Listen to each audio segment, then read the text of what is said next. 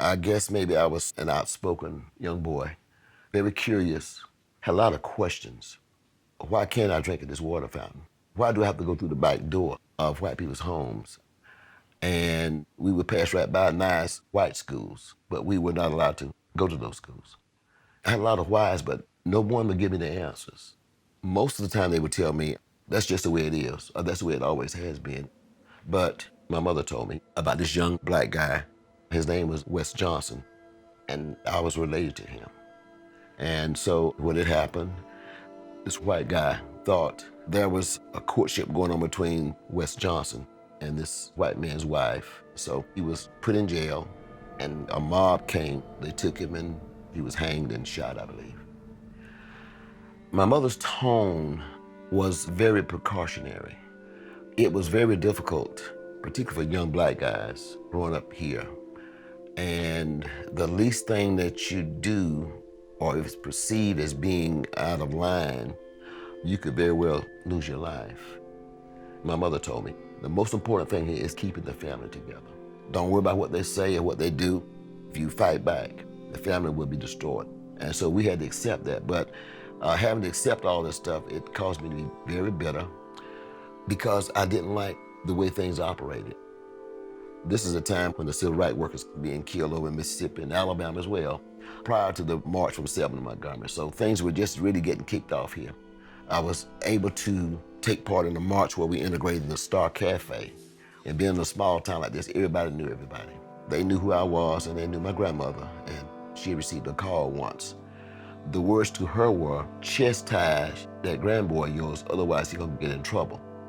So my grandmother told me, she said, listen, you don't have to stay here, but I gotta live here. So rather than to risk her life or my younger siblings, which were girls, I left. Of course, I wandered around for a while, and I still wasn't finding the answers I needed. So I knew that the best thing for me to do was to get in college, major in education. By then I knew that eventually I was going to return to the South, but I had to come back prepared. There was mob violence in New York and Chicago and throughout the North. But in the South, it was so heinous because if you were a black male, you could very easily be lynched. Whether it was an electric chair, a gas chamber, or whether it was with a rope or a gun, it didn't matter. And so I ended up back here in Alabama, where I got my start, because there was a need to come back to help. It allowed me to be able to give the kids some of the answers that they were searching for that I couldn't get. So to come back here at home to a place where you grew up, where you were refused access to this high school, but now you're teaching in that high school, I felt like I had accomplished something. And we are approximately 20 miles from where Wes Johnson was lynched.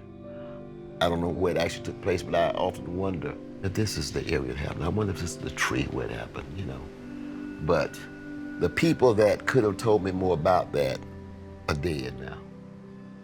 The era of lynchings, it left a bitter taste in the mouths or in the lives of both black and whites throughout this country who did not particularly like what was going on, but many went along just to get along. So this is a very dark spot in American history that will never be erased because the people who could have done something about it allowed it to happen.